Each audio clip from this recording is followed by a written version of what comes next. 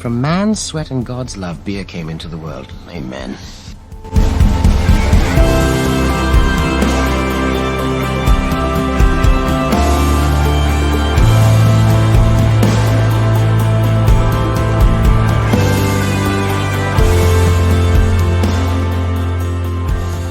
Welcome back to the Go to Hell podcast. Strong opinions weekly held about Christianity, church, and beer. I'm your host, Tim Curley, and I'm joined by my co-host, Colton Pierce. Colton, how is it going? It's going good.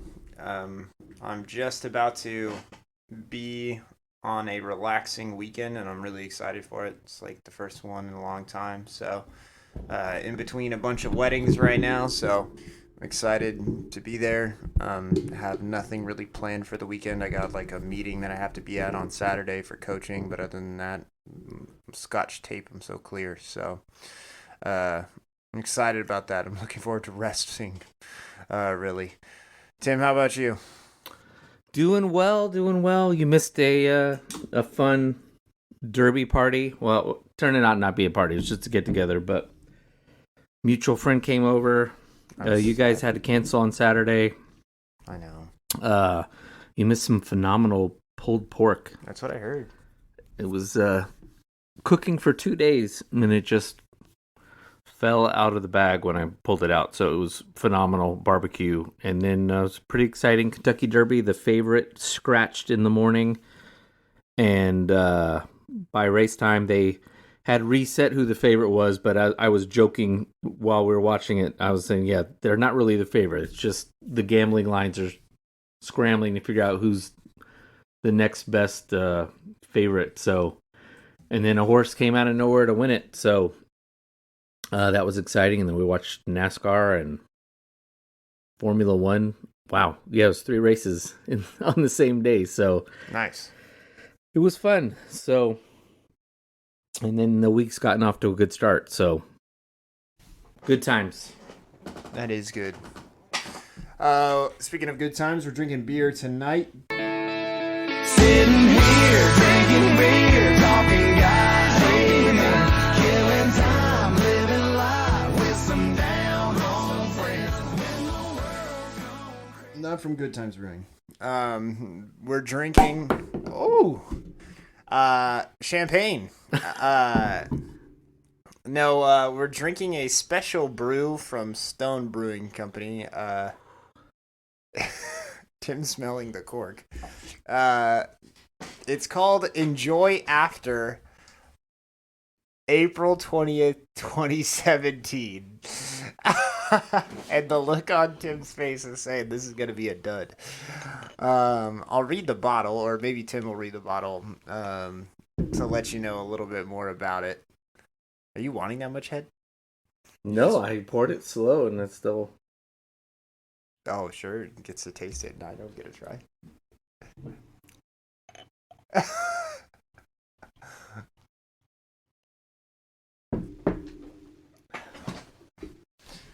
All right, so it says, really seller an IPA? And the answer is yes, this is a bread IPA. It says, what you hold in your hands is an experiment. This IPA is spiked at bottling with Brettanomyces, a wild yeast that over time brings about charmingly unpredictable complexities of spice, funk, acidity, and more. The operative words in our beer cellaring thesis are over time, in quotes. For those of you who are impatient or like to experiment, the earliest we recommend sampling this beer is April 20th in 2016. The beer won't be fully carbonated until that date. Ideally, you'll want to cellar the beer up to or beyond the enjoy after date to help it reach its full evolutionary potential. At that point, some facets of the Brett characteristics will have mellowed, while others will have become more profound. It all matures into a fascinating and delicious culmination. Individual results will vary, and that's both the beauty and the intent behind this beer. So, basically, we have wine beer here. It's actually pretty tasty, but yeah, it tastes like beer that the monks would have made, an IPA monks would have made 500 years ago.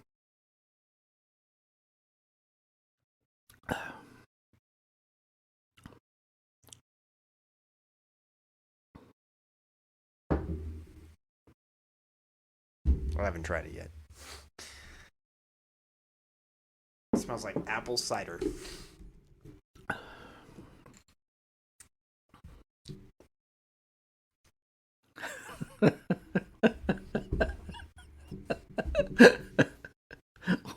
What is the alcohol on that It's thing? only 7%. I was It gonna say tastes that- really tasty, It though. does.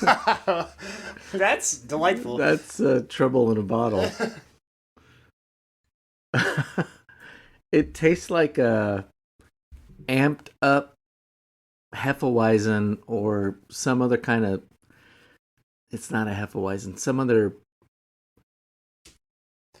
I'm just really glad it's expensive, so that way I don't buy a bunch of it. Belgian. Yeah, it tastes like a Belgian summer beer. I mean, truly, it's fruity on the front, but it's also got spice. I mean, it truly does taste like something Belgian monks would have made.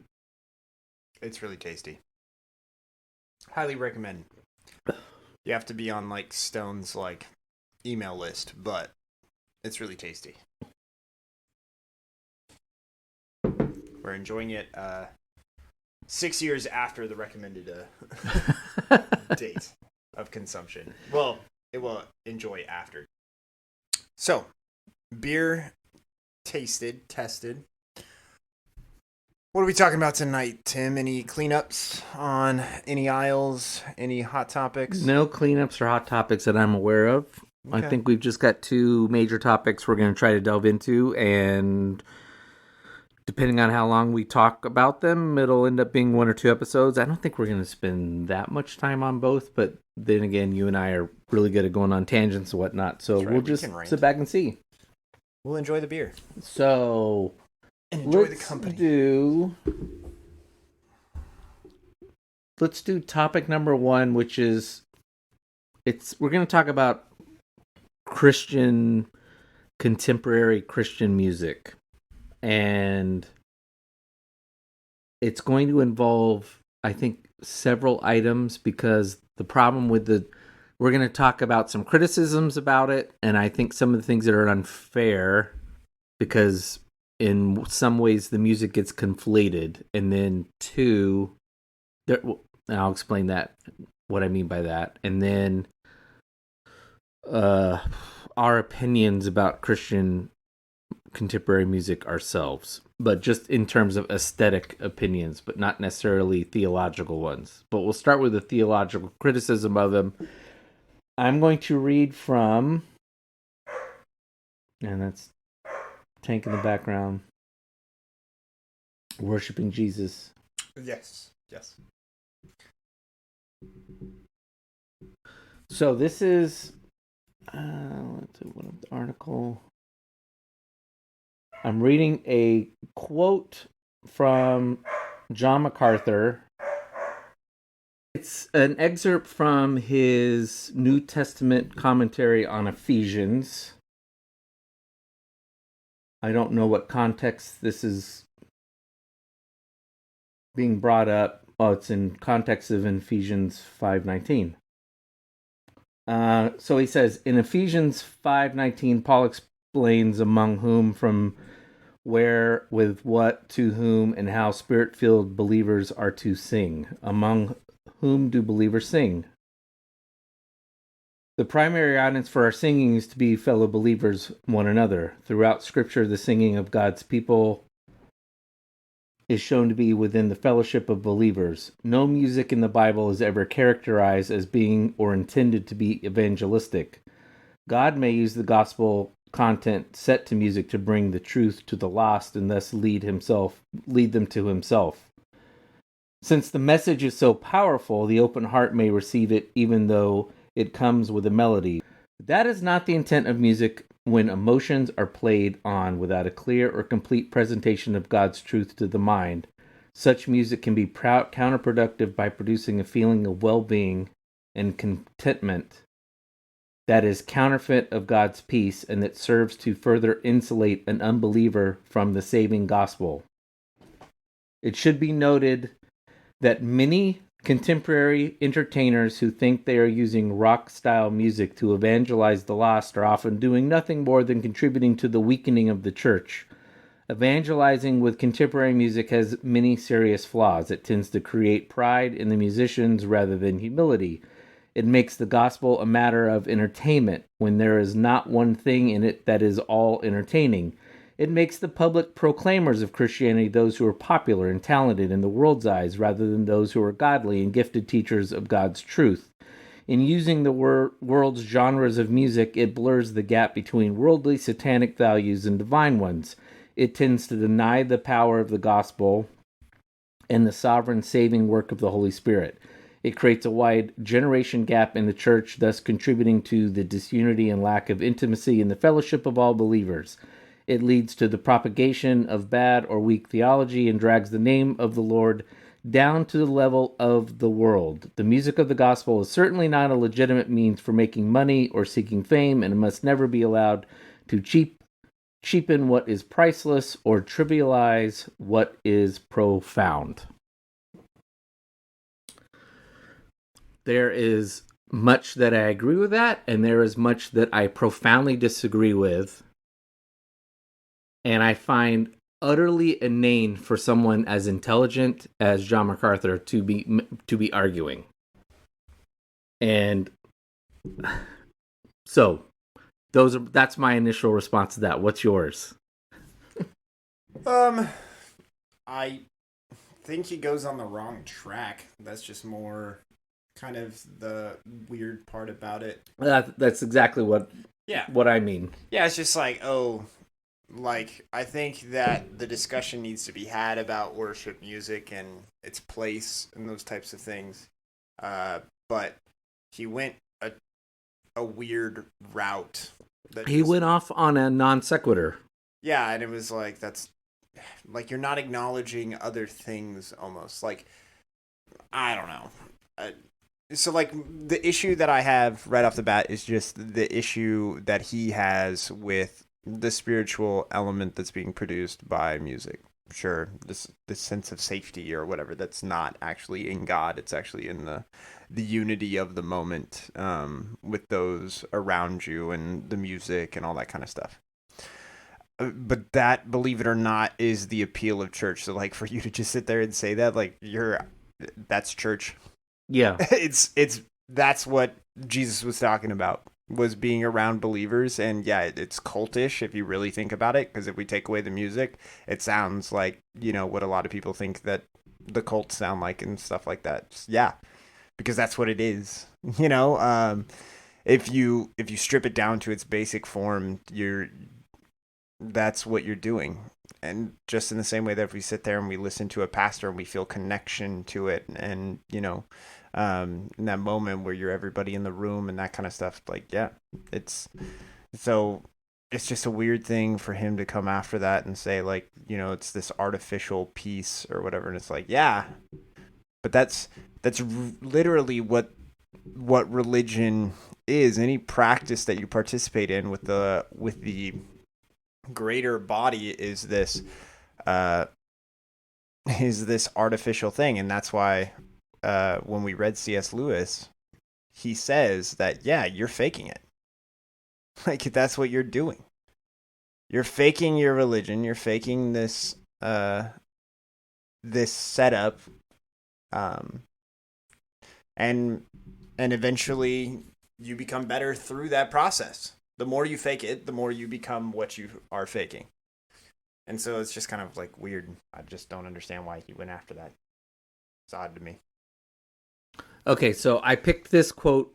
If you go onto Google or DuckDuckGo, just your search engine of choice, and type criticism of modern worship music, you're going to come up with probably 40 other articles by people who claim to be worship arts pastors or other pastors. They're all pretty much similar to this statement by MacArthur. So I picked this one not because I'm trying to pick on Johnny Mac, although Johnny Mac is easy to pick on.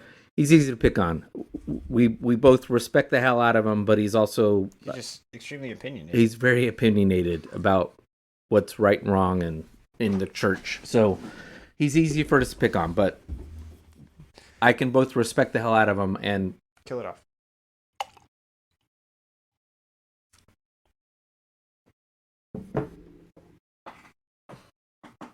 And criticize him. So Actually, you can do that with anybody, just so we're clear.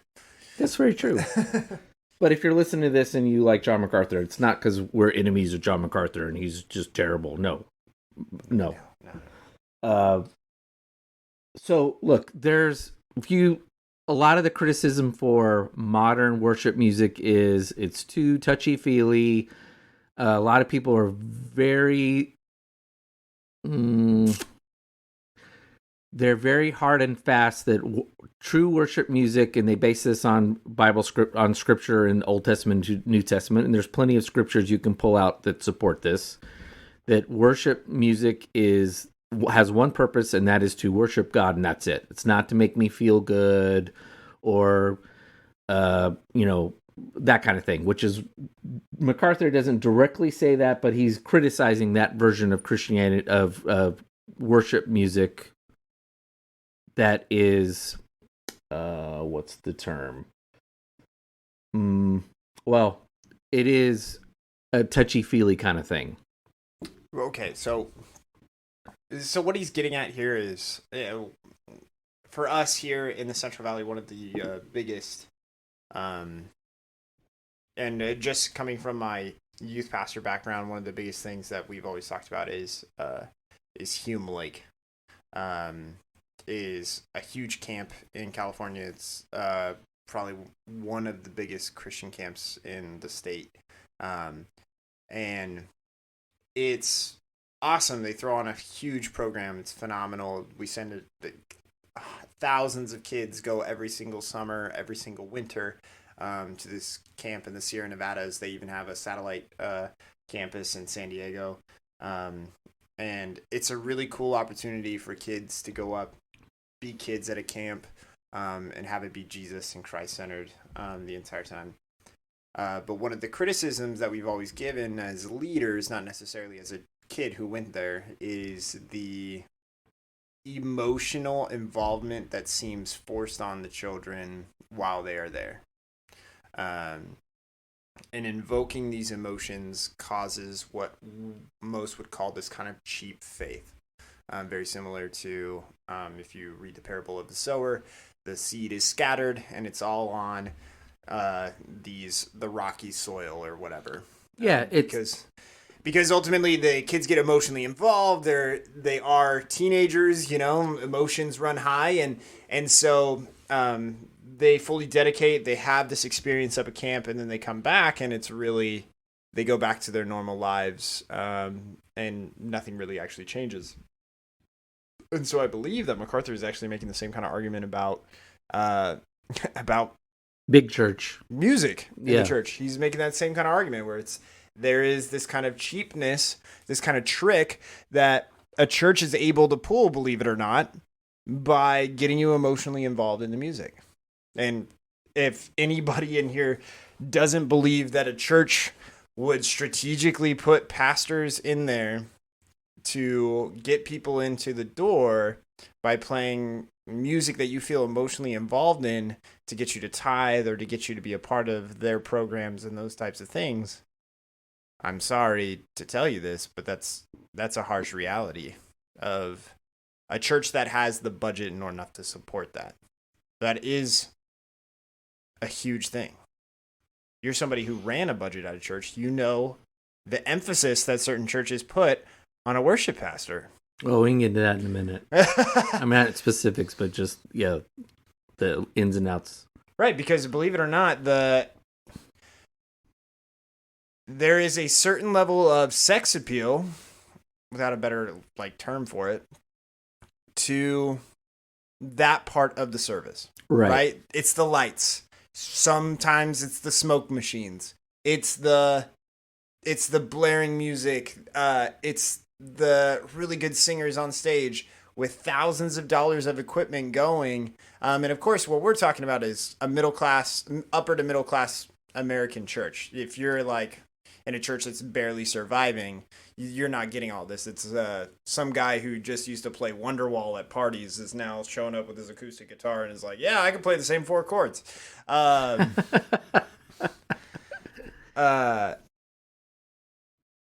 It's the same thing. It's just moves over, right? So it's almost like this concert, and it feels great the same way concerts feel great. You feel a part of the movement when the music shuts off and everybody in the crowd is singing along to freaking Freddie Mercury, right? Like that feels good. Everybody loves that. They're like, this is awesome. Yeah. And they are trying to create that same response in you. And what MacArthur is warning you is that it's cheap. It's cheap. That's not what your faith should be founded in. So if you're sitting there and you're like, I'm going to someplace for the music, I'm really happy that that is something that touches your soul or whatever, and you feel this emotional connection or something like that. But MacArthur is warning against that. And he's correct too.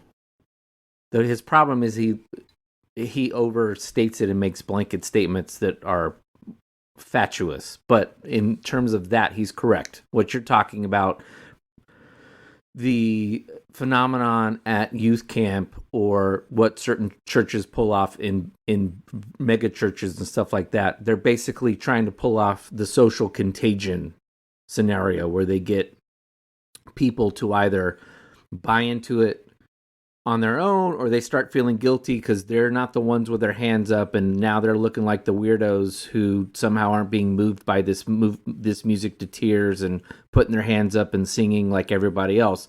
Yeah, that's just fake coercion, and it's not lasting, and that's not worship at all. That's just pretending.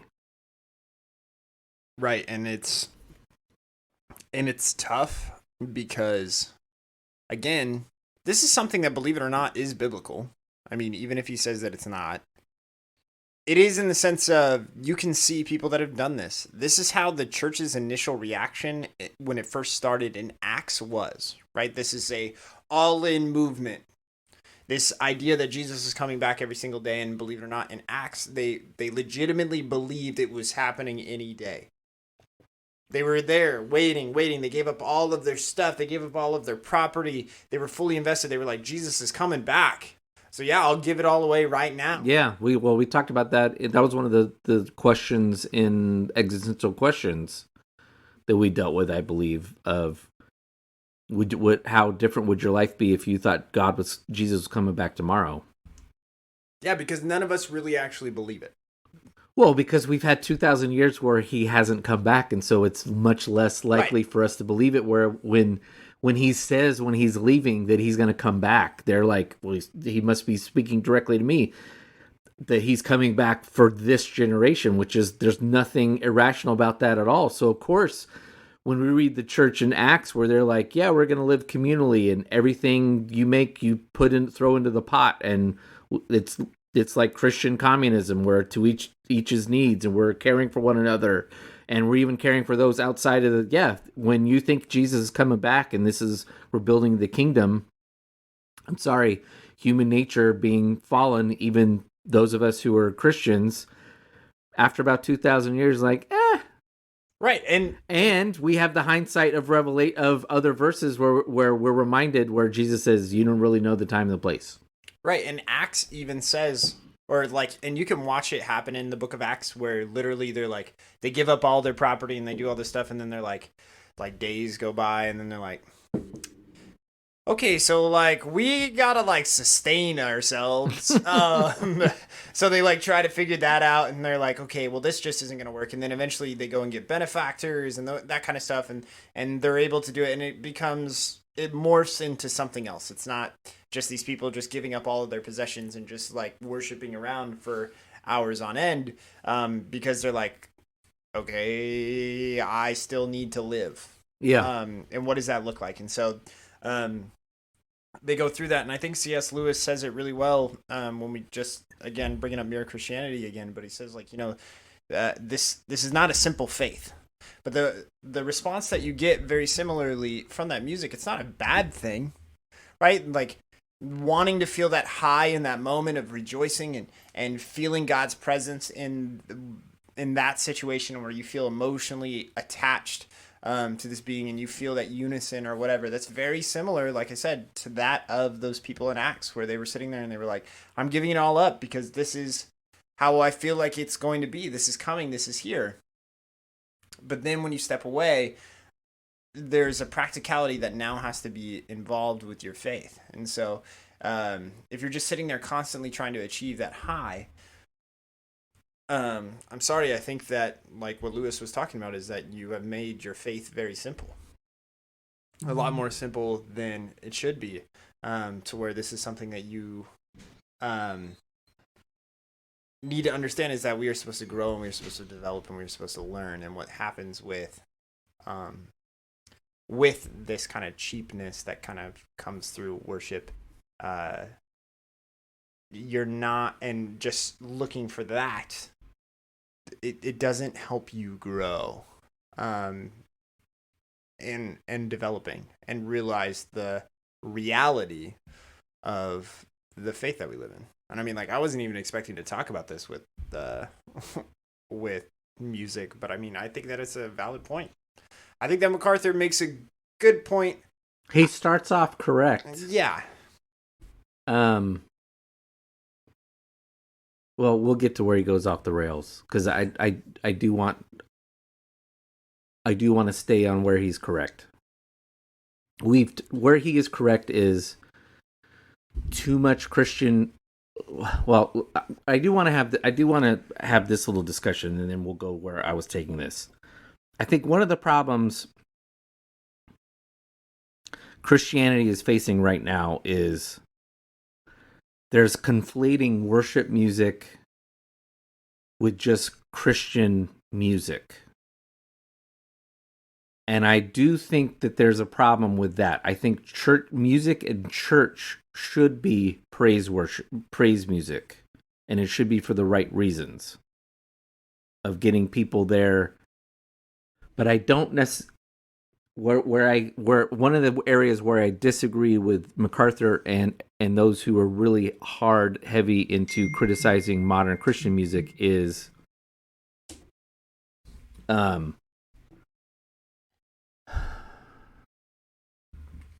think there's a place for music that's not all just worship God, this king and all that in other days of your life when you're not at church. Whereas they view Christian music should only be praise music, and it should only be to the glory of God. And I disagree with that. And we can get into why I disagree with that later. I mean, or we can deal with it now. We're just talking about previous episodes. I always go back to Chariots of Fire. When I run, I feel his presence. It's this idea of we can worship God in so many other ways than singing. This voice of mine was not made for vocals. Well, I don't even mean us singing. I mean listening to music that we find inspirational or something. But again, it's not just praising God. I'll use U2 as an example. It's a great example. And we probably should have prepped for this with our show. Maybe I'll drop it in the show notes, or maybe we'll do a follow up to this episode. What song you want? Oh, well, you want the interview with Bono. There's an interview with Bono. Bono with his name escapes me. It's done through the facilitation of Fuller Seminary, and they are talking about the Psalms. And Bono's very critical of Christian music. But he's critical of it from a completely different standpoint than MacArthur is. He's critical of it because he doesn't find a lot of it very genuine. This is the interview where he's with the guy from The Message. Correct. He's with the gentleman who wrote The Message. Patton, isn't it P? It starts with a P, I think.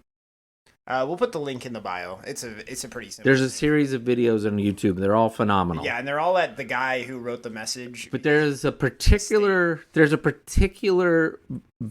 video where they get into the Psalms, and Bono, because I think Bono's talking about how it was his redoing of the Psalms that really spoke to him. Right, but Bono acknowledged that one of the big pushes from Bono was that, like, because this is this idea, but I mean,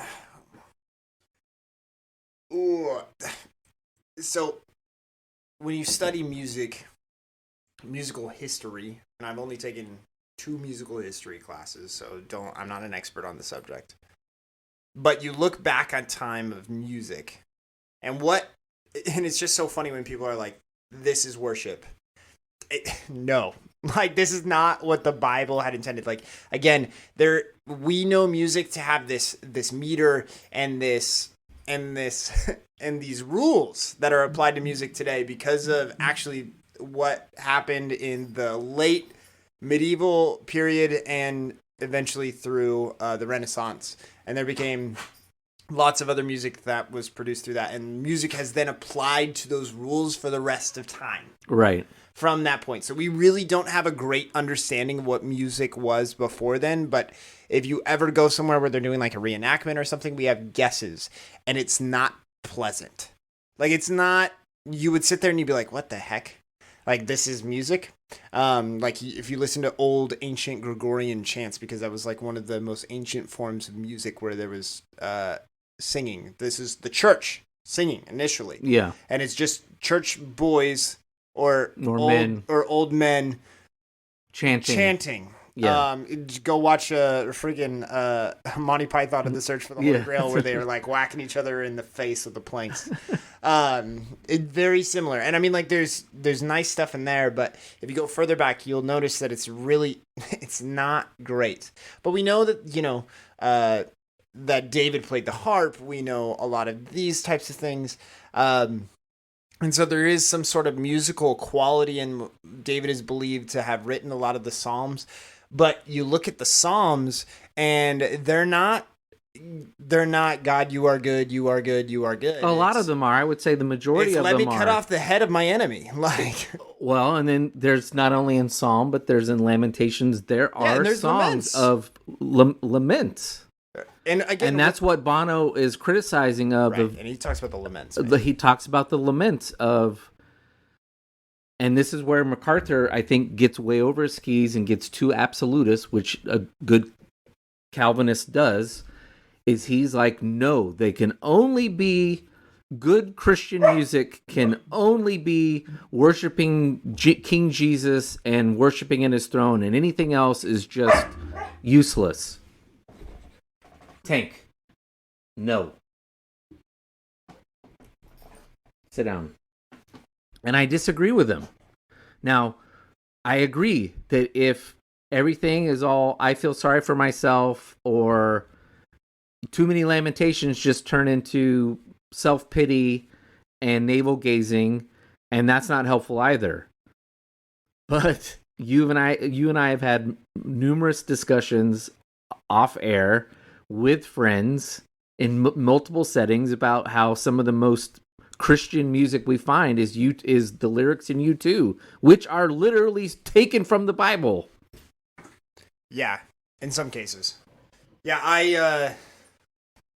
So I mean, the hard part with this is when it comes to worship music, and especially what's played on a Sunday in particular, and I'm going to talk about Sundays where we haven't even gotten to Spirit or Caleb or whatever it's called in your section of the woods. The issue that I have with what's played on Sunday morning is, again, you have to acknowledge that, church is still a facade. And I'm talking about the big church. It's a facade. And you are a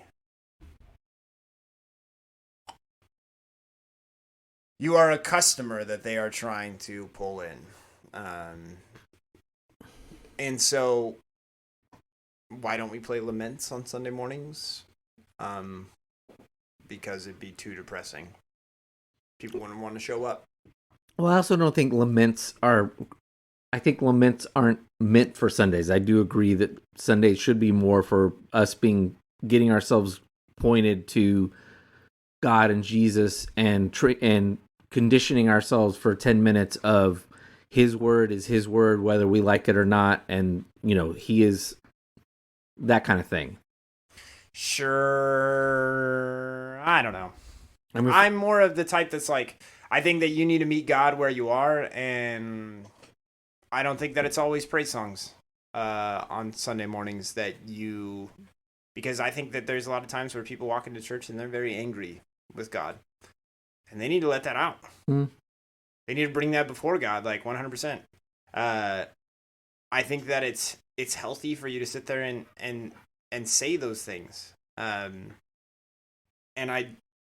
not that we need that but that's also, again, that whole product of what we are used to and what church is in the morning, on Sunday mornings, because again, they're trying to, believe it or not, they're selling you a product. You're a customer, and this is the product that they are serving you. They want you to buy it. And I know that seems super cynical to say, but that's what it is. I don't know how to describe it other than that. Is why is it that Bethel and Hillsong songs are the only songs that are sung on Sunday mornings across the United States? That's because they're the most popular ones on the charts every single week in the United States. They're pop songs. They make you feel spiritually uplifted, whatever. And when you feel that, you feel a part of the body, and there it is. If they sang those songs, you wouldn't want to be a part of the church. You'd be like, this is depressing. And you may not necessarily relate, but somebody does. Yeah. And that's not necessarily what church is supposed to be, but also this breeds into the whole idea of, and maybe we need to spend a podcast on this, where, and maybe we have talked about it a couple times, but maybe not in depth enough, where Americans believe that happiness and joy should be the only thing that we see. Not depressing, sad things. Harsh reality. People want to escape reality, and that's actually what church does for you on a Sunday morning. You get to escape your bit of reality. You get to become a part of the body of Christ or whatever. You get to sing these songs of joy and praise. And you get to forget about life for a moment, and that's totally fine. Listen, It's therapeutic. I read fantasy books for that exact idea of just like, I don't need reality. Right. So it's not far-fetched to sit there and say, again, I'm a patron of fantasy authors, just in the same way that a lot of you are patrons of churches. Yeah, I think, and it's not to say that it's wrong. I'm just saying it's not what is originally biblical. So like any argument about what is biblically accurate, there's nothing that's technically biblically accurate about anything that we do today in the modern day church. If you don't sing it all in the modern day church, that's probably the most biblical. That's where MacArthur gets over his skis, is he implies there's some sort of ground zero that we all need to go back to, and he's not clear about it. But it's very clear. He's not clear what that is. Well, he's not clear what it is. I know what it is because I've spent time in his church. So I know what he thinks ground zero is. And what he thinks ground zero is the most nonsensical ground zero. It's just as wrong, quote unquote, as he wants to lay it out to be, as contemporary music. The music that he thinks is ground zero, it was contemporary a century and a half ago. He just somehow thinks, that's the end all be all. Yeah, I mean, so let me explain for people sitting around. What do you mean by it? You go to John MacArthur Church. It has a choir with a lot of people in it and a choir director, and they are all singing from an old-timey hymnal, singing what are phenomenal songs in a hymnal, but that are written 100, 200, maybe 300 years ago. And they are all sung by a choir with maybe a little bit of music, instrumentation. And that's what he thinks is somehow biblical. When it's not. It's a style that came out at some point within the last couple hundred years and stuck. Yeah. I think that there are merits to some of the old hymns. There's still merits to songs that I'm not going to throw the baby out with the bathwater. No, I'm not saying to throw out the baby out with the bathwater. No. I'm giving a like my opinion on it of music that's created today, where I'm saying it does. But I mean, like, it's the same with any musical genre. is there's a lot of crap out there. Sure. There's a lot of crap in the music industry. And there are gems that can be found. And so go and find those pockets of gems, of lyrical pieces that are well done, that are phenomenal. Even I went to Hume Lake a couple years ago, and I listened to a Christian song. I don't listen to the Christian radio, and we'll get into that in a minute. But I heard a Christian song while we were there, and they sang it for pretty much every single service, and I was excited every single time that song came on, because I was like, this one's good. I feel this one. And yeah, I remember, and it wasn't even like, again, it's not about that necessarily emotional attachment, but the lyrics and the things that it was speaking about was just like, I feel that, right? Like it's one of those moments where when you listen to what we're talking about with U2, and you know, I still haven't found what I'm looking for, and you're like, I feel that one by U2. You're like, yeah, that one hits home, you know. Those are the things. Streets of No Name, you know, like those are the things that you take with you, where you're just like, those lyrics speak to you, the music speaks to you, and you get it. Again, I'm not acknowledging that doesn't exist, and that can definitely happen with Christian music today, but again, it does feel like you have to go through a lot more crap today, nowadays. And what's crazy is that there are people out there. There are plenty of people out there in the music industry, and people that are a part of worship ministries that view what we say is crap as gold. They are like, this is awesome. And so I don't want to discredit your opinion necessarily. I'm just saying that I think that MacArthur has a right to criticize and say that there are those out there that are very cheap. Your pop songs. You've created pop songs because they are easy, they're quick, they're popular real fast, and that's all that we need. And again, you're pushing towards consumption. This mass marketing of this song for consumption. And if you don't think that the Christian music industry, like, oh, you and I have had this discussion. Nashville, as if you're a consumer of country music and understand that there's been a long love-hate relationship with Nashville within Christian music, within country music, the same can be said with Christian music. It has, in many ways, ruined it. But you could say that Christianity in general has a large intellectual property industrial complex that is gross and disgusting, which, again, MacArthur does criticize, and he's correct to criticize it. Absolutely. There are charlatans who make money on shitty books and videos and entire platforms of crap that they're creating, that they're taking a lot of money from people.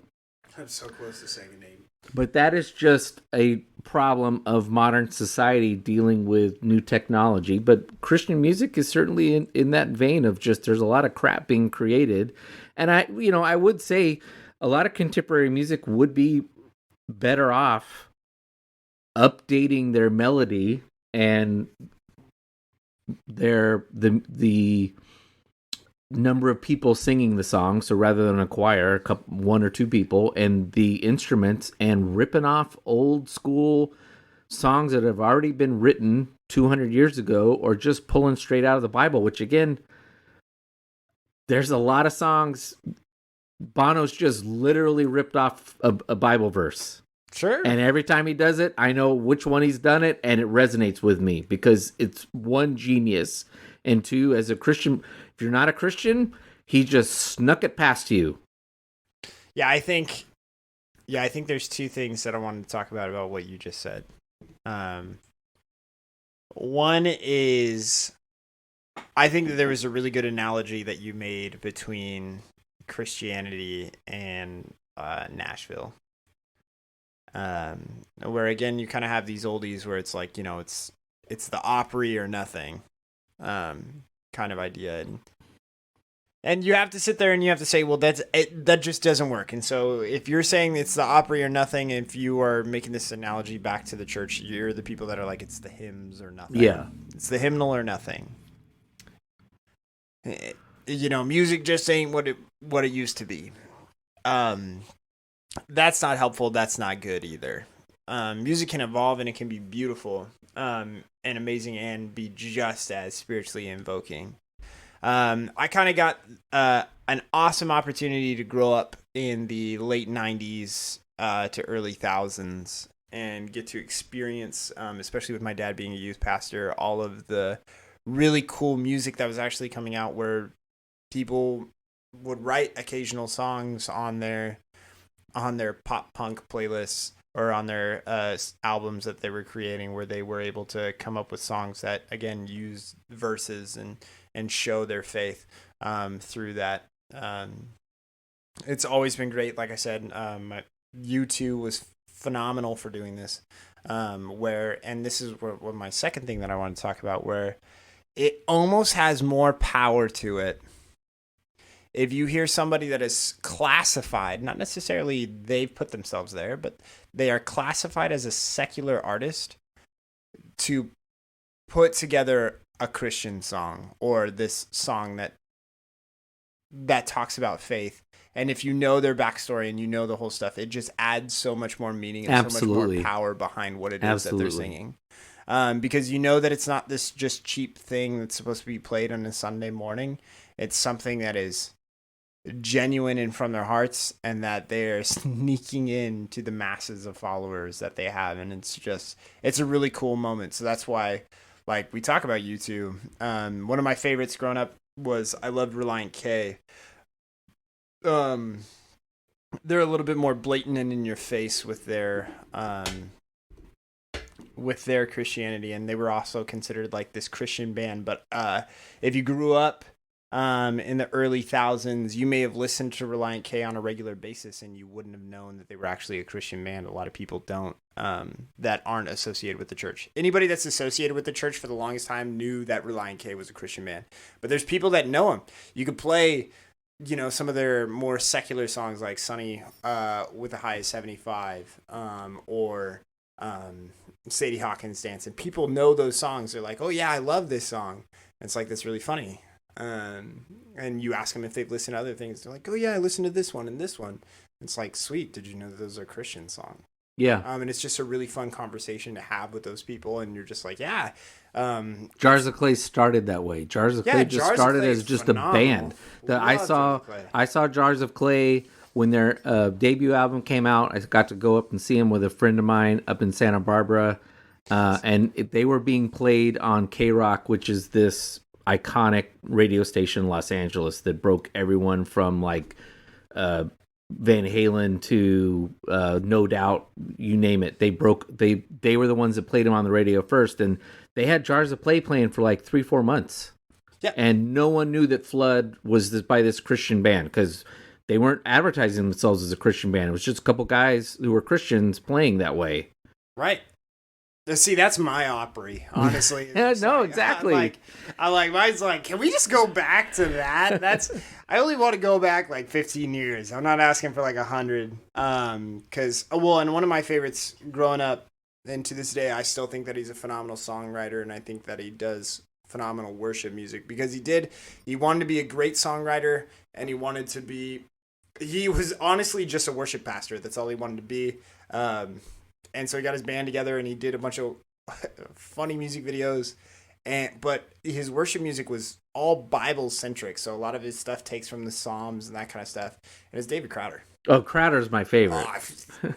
So good every time. See, Crowder is the anti.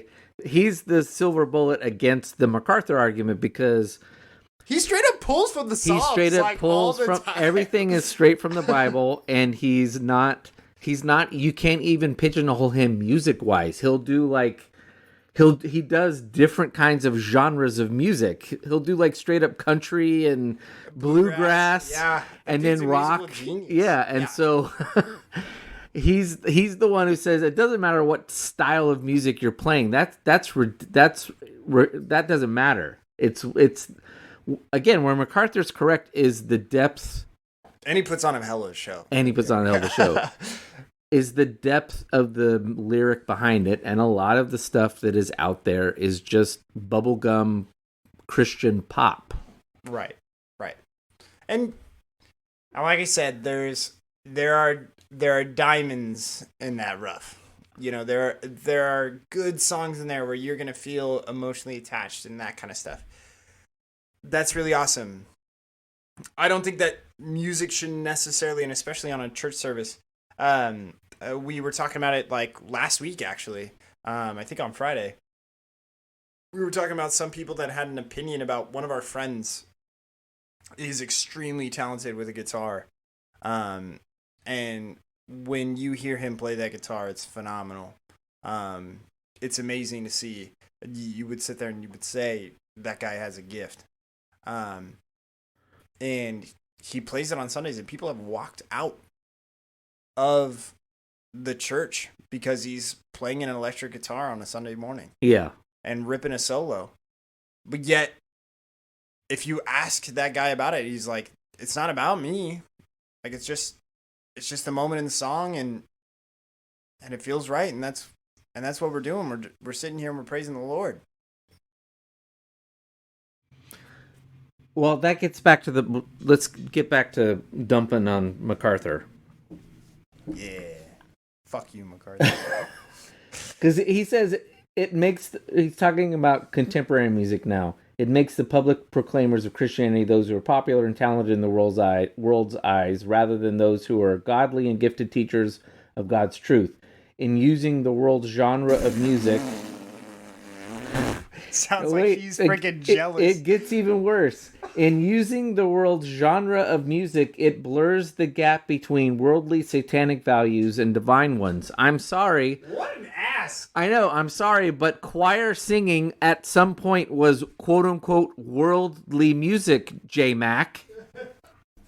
That's the problem. You delude yourself into thinking that choir music is specifically... like not of the world, where classical music is both amazing in terms of Mozart and Beethoven and Bach in particular, because of being both quote unquote popular music, because it was popular music at the time, but also being awe-inspiring and God worshiping in a lot of that music. It is not the style of music that matters. It's not because something is worldly. Beer. It's the best damn drink in the world. Well, I had to go out and grab a beer. We're doing a repeat beer tonight. It's the Societe Moonlight Black IPA. Collab is phenomenal. We've had it before. We love it. I still want to call it Societe. Yeah. I don't believe it. I don't think anybody would blame you. Societe. So, yeah, the style of music. Look, my grandparents on my father's side ran a little tiny, old-timey Pentecostal church on the north side of Bakersfield. It was little country church, straight up. And they played... for their worship music, they sang old hymns, but they had a slide guitar. It was basically Buck Owens was up there playing Amazing Grace. Guitar. Yeah. Hell yeah. The style of music, because it's quote unquote worldly music, doesn't matter. Some of the biggest pretentious douchebags I have ever come across in Christianity are choir leaders. So the friend that we have used to be used to be involved with a very prominent church, a huge mega church in California, and they would throw concerts for a lot of these Christian leaders. And he said one of the biggest douchebags he ever met was the Newsboys. He's like 100%. Those guys are assholes. Yeah. So look, I agree with him. The contemporary music, not because of the style of music, but because it becomes a concert. The risk that you run is we're less engaged in the music, and we're just watching someone, and so we're not actually praising or actually doing what we're supposed to do with Christian music. But again, that can happen with hymns or with a choir singing. People can get just as over their skis into thinking they're the reason why people are tuning in and singing along in their hymnal or whatever. And so that's not the point. The point is it's just people being people and doing the wrong thing. Let's see what else I disagree with what he said. Yeah, it's not satanic because you're doing Christian music to country music style, which is what he says.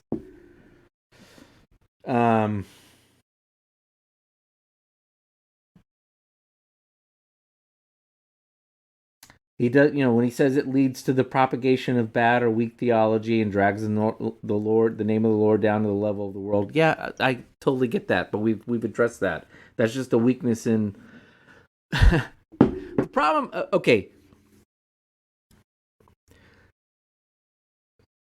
the problem with John MacArthur and John MacArthur types is their understanding of the music they enjoy has been well before they came on the scene as a pastor, and well before, frankly, his daddy and his granddaddy became pastors. The music that they see as canon weeded out all of the garbage that didn't make it into a hymnal. Yeah.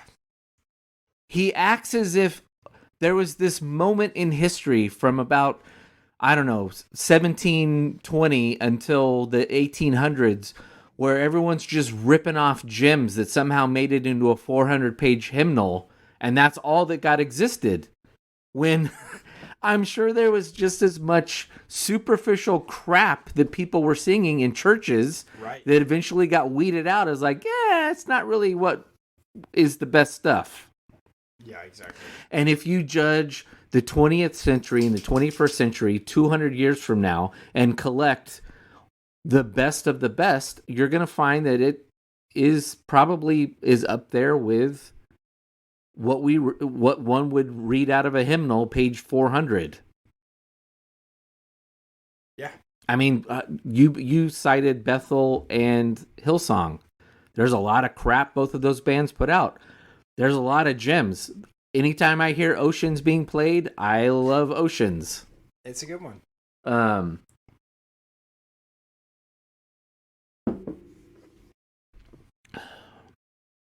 There's a video on YouTube you can see. This is not related, it just popped in my head. There's a video you can find on YouTube.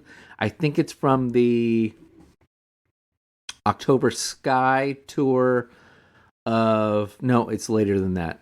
It's actually much later than that. Anyway, where Bono leads the entire crowd into singing 40. If you're not aware of that song, it's literally song 40. He just takes the lyrics from song 40, puts it to I wouldn't say catchy tune. It's a moving melody, and he just sings it over and over again. Do you know the story of 40? No, I don't. It's off of their first album. I know it's off of their first album. Quite aware of that.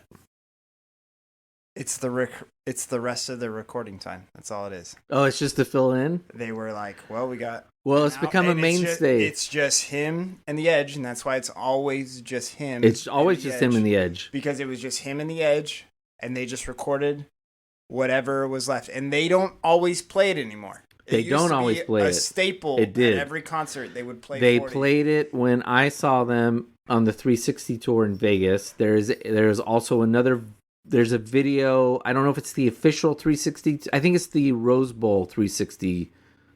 One of the Rose Bowl 360 concerts where they sing 40 and then just the two of them go straight into Amazing Grace. Yes, I've seen and that. it You get chills. The hair, it is amazing. And yet, I know, maybe to MacArthur's point, but I guess I would counter to MacArthur. You have an entire 90,000 group of, probably 100,000 people singing Amazing Grace. Do a lot of them know what they're singing? No. But it's still, I find it a phenomenal moment. And speaking of Amazing Grace, it is not that's not a particularly like praiseworthy song. It's actually the most famous song in Christendom is the loathing woe is me song that a lot of people criticize, and yet it's the most, and I think people who criticize those songs probably love it too. They just don't stop to think of, it's me, it's a lamentation. I am a terrible person. I was gonna make the claim earlier about it being a lament, that it's legitimately I fucked up. Oh, if you know anything about the guy who wrote it was a slave trader. Yeah, and I wouldn't even say that if you've ever seen the movie, because there was a movie that came out in 2000. Amazing Grace. I enjoyed that movie. 5 or 6. Yeah, I was like, it's not it's a Christian movie at the end of the day. So it's a Christian movie at the end of the day, but it's got. Don't be expecting Oscar. But it's not. But it has non-Christian. It has very famous actors playing in it. Yeah, it's good. It's worth a watch if you have any ties to that song or anything like that. I'd highly recommend watching. Yeah, the actor whose name I should remember. And it's a really amazing story. It's an amazing story, and there's a scene between what's his name, who leads the anti-slavery movement in the UK, and this guy, the guy who wrote Amazing Grace, and names are escaping me tonight. Thank you, Brett IPA. Where he laments.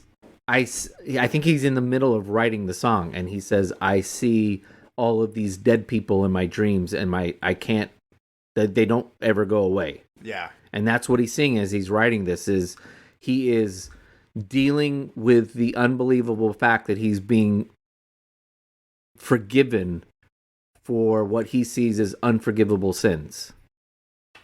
Yeah. And then there was another one. Wasn't there another movie about the guy who survived the Chicago fires? Yeah. Oh, what's that? Him.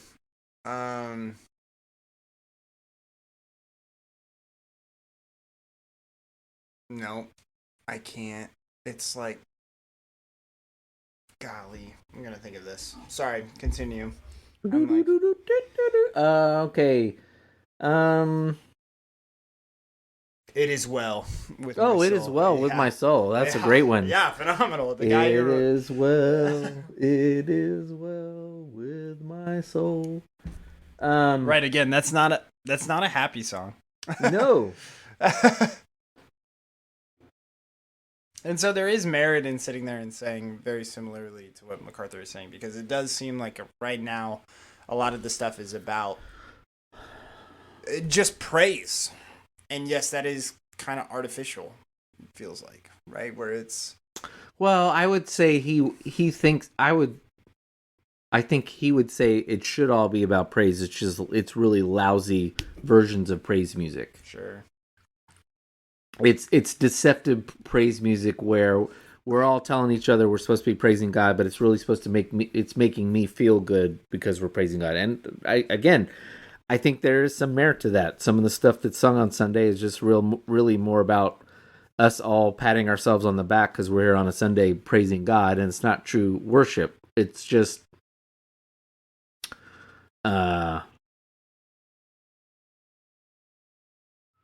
yeah. So if you are listening to this and you're wondering, Colton and I both, well, I'll let Colton speak for himself, but I think I know the answer to this question because we've done this. I do think U2 is the greatest Christian rock band of all time, which might not mean anything because you might say, well, there's no such thing as a Christian rock band, but and my favorite song by them is Love Rescue Me off the Rattle and Hum album because it is a complete Christian song from beginning to end. Tim's also a liar. His favorite song is Bad at Live off of the Rattle and Hum live album. No, You are you are correct that I am a liar. Love Rescue Me is my second favorite song, but the Bad Live is not on Rattle and Hum. It's off of... It's Rattle and Hum Live. No, it's not from Rattle and Hum. There is a version of Rattle and Hum on the movie, in the movie Rattle and Hum. It is not on the album. The best version of Rattle and Hum is not from October Sky. It's from...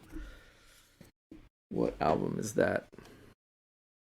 Andy, super listener Andy is probably listening to this right now. I stand corrected. It's not on Rattle and Hum. And yelling at his whatever listening device and saying, it's this album, because it is also his favorite song.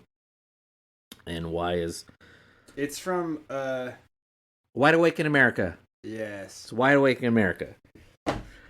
That is the best version, and that is my favorite song. And that song is a very sad song about someone who has a friend who's going through a drug addiction or some kind of an addiction. And it's always been assumed that it's the bassist Adam Clayton, because Adam has had drug addiction problems his entire life. My favorite U2 song is One. Always has been. Also... The genius of U2 is, and this is where MacArthur would be critical of him. He would say there's no place for this in music, and I disagree. I appreciate the genius.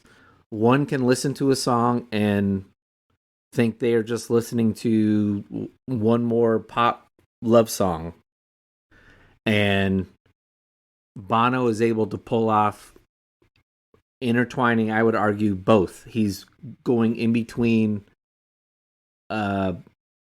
relational, like person-to-person love and speaking about God at the same time. Right, the hard There's a song, Grace, off of one of the later albums, and it's literally the same thing. He's talking about both a girl named Grace and the concept of grace and how both shattered this guy's world.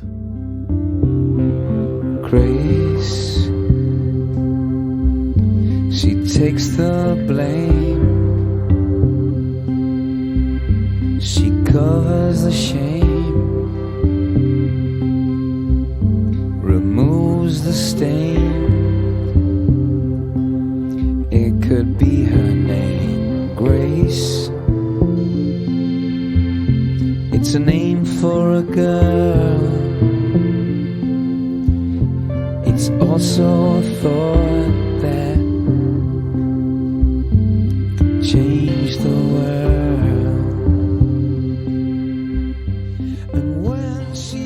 And it's amazing.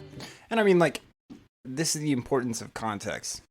Where if you know Bono's backstory, you know the band's backstory. Even if you went to something a little bit more political that they've made, right? Yeah. If you listen to Sunday Bloody Sunday and you know what that means, and you listen to that story, it means so much more to them, right? Than if somebody were to write it from... we have a Sunday Bloody Sunday in the United States. And Bono wasn't talking about that one, if you're thinking that he was. He does make reference to Martin Luther King in some of his lives. Yeah, but he's talking about the Irish. But he's talking about the Irish one. And so understanding that gives you complete context, and you're like, wow, this means something. Again, these guys were... Bono and U2 were a band that was out there. You have to view them in the same way that you may view Rage Against the Machine or some of these other bands that are, Public Enemy, right? Like, this is that kind of idea where it is, we're out here to send a message. Yeah. Everything that we write has a message to it. And one of the messages that Bono has preached over and over and over again is the message of love and hope. And where he references a lot of that from is from Jesus Christ.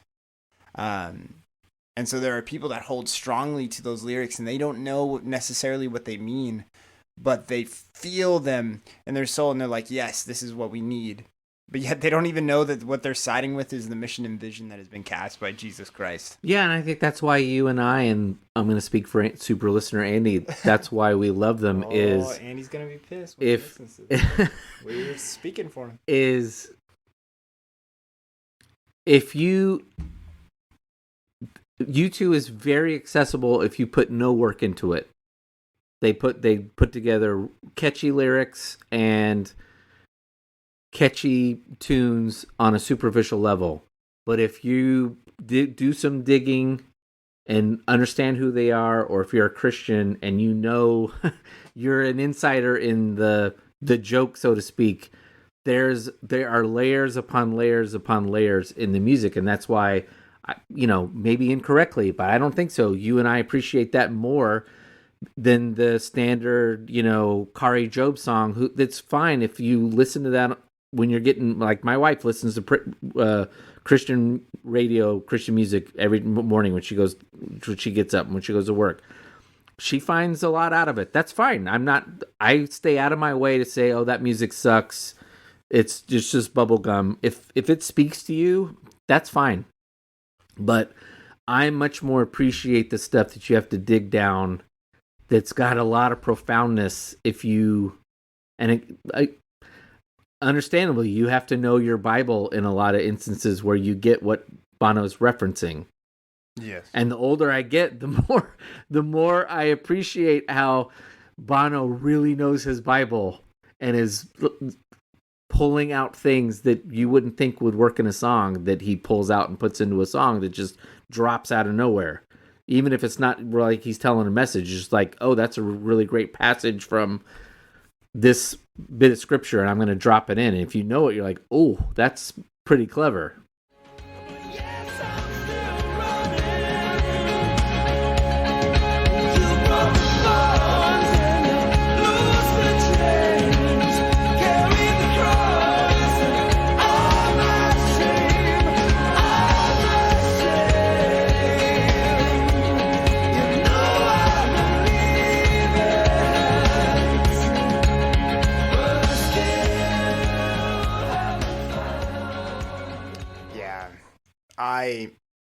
I think that they are something special.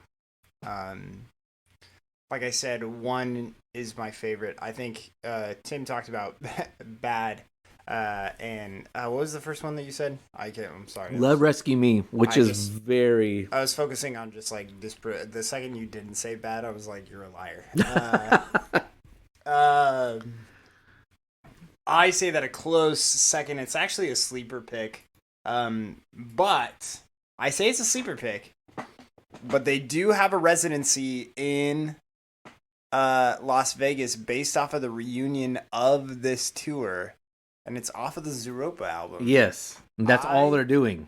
Yes, and I am a big fan, a huge fan of For the First Time, which I feel like is a huge sleeper pick, but it's a very slow song, but also extremely has Christian undertones the entire time. My father is a rich man. He wears a rich man's cloak. He gave me the keys to his kingdom coming. Gave me a cup of gold.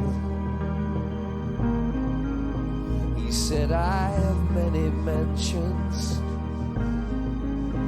and there are many rooms to see, but I left by the back door, and I threw away the key, and I threw away the key. I actually used it for an anti-bully video that I had to make for our ASB program when I was in high school, and it blew up at our school. Like, everybody was like putting it on stuff and that kind of stuff, and nobody knew at all like about what the message was behind it, but they were just like, damn, this song's like good, like it's, and I was like, yeah, it is. And I didn't say anything, but I got away with it, I guess. So. And that was what song? For the First Time. Oh, yeah. It's super slow for anybody. It is, but it's classic Bono of just it where he just kind of works into it. It's very similar to It's not. It's not Where the Streets Have No Name. It's With or Without You. As far as the way the music progresses, is that it slowly builds and then dies down. With or Without You, phenomenal. Another great song that has meanings behind it as well. So Yeah, the lyric from it's just the YouTube podcast. that's fine. Maybe our ratings will finally go up. Maybe freaking Gilbert will be able to make it through this. Yeah. Like, oh yeah. Yeah, so the lyric from Love Rescue Me, there's two parts of it that kill me. And their first part's straight out of the Bible. Yeah, yea, though I walk in the valley of the shadow, yet I fear no evil. I have cursed thy rod and staff. They no longer comfort me. Love, rescue me. And then the song ends with, I've conquered my past. The future is here at last. I stand at the entrance of a new world I can see. The ruins to the right of me will soon have lost sight of me. Love, rescue me.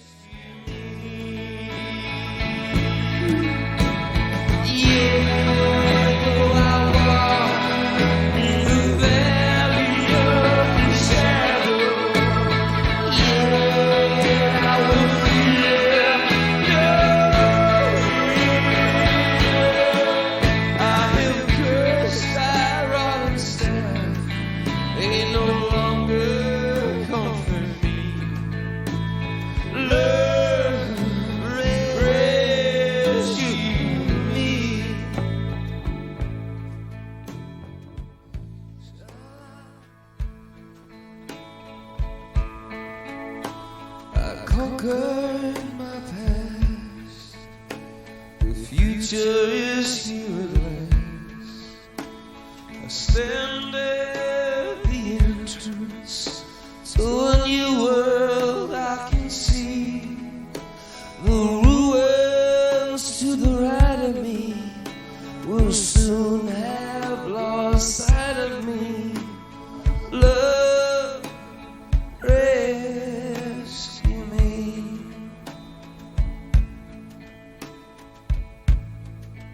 I mean, that's just the gospel right in one verse. Nice, tidy verse.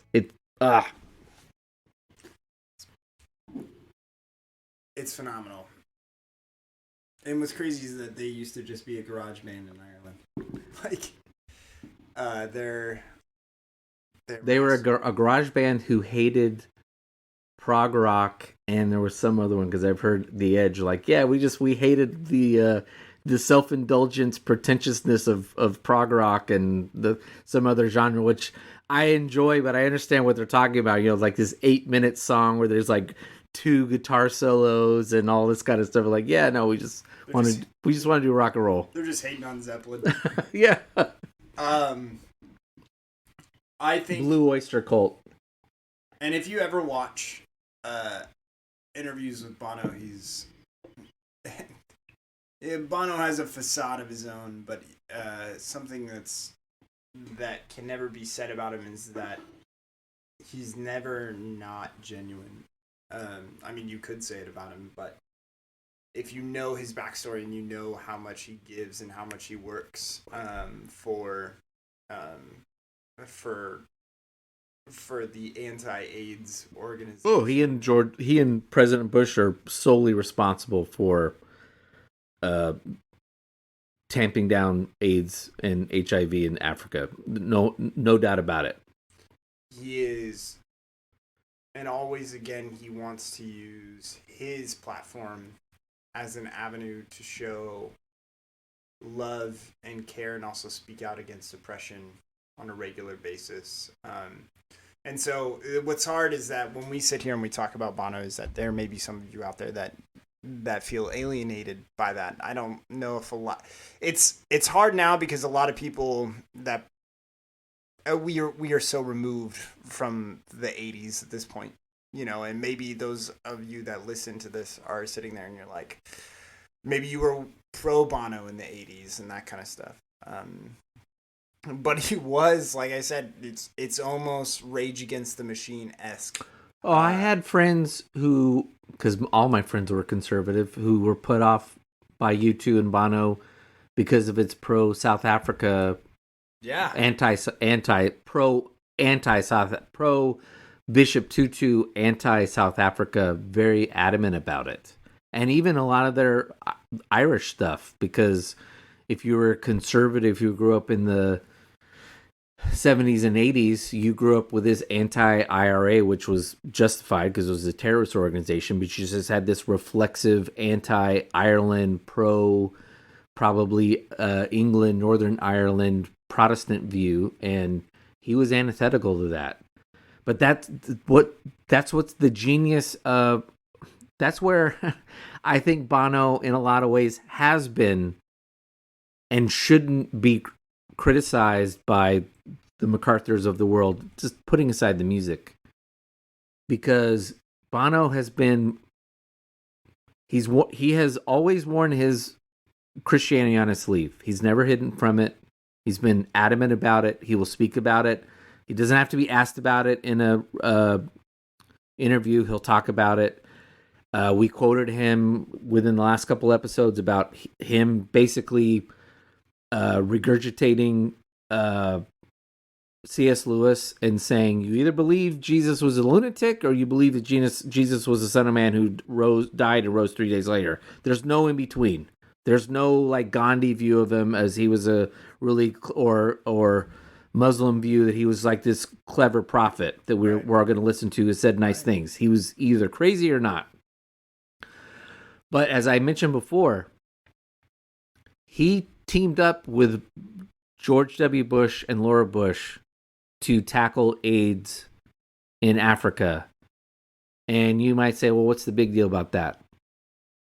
This is in the midst of the war on terror. George Bush has started 2 wars, whether you agree or disagree with those wars. The man has started 2 wars. U2 has been anti-war their entire lives. And Bono sees the forest through the trees and says, we might not disagree on everything, Mr. President, but this issue we do, and we're going to pair together. And like I said, I visited Africa twice. I've seen on the ground how important that is. I have been with people who have gotten HIV and AIDS.